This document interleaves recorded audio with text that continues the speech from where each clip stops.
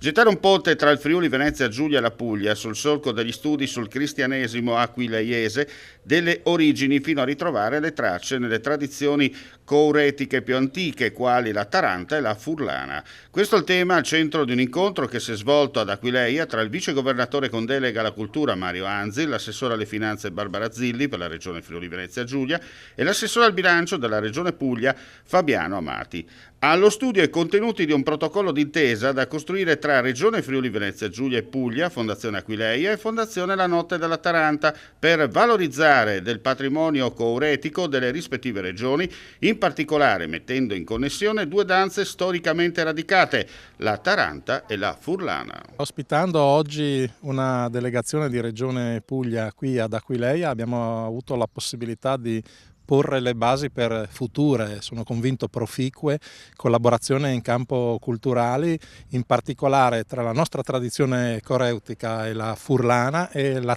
famosissima Taranta. Oggi era presente anche il presidente di Fondazione Notte della Taranta,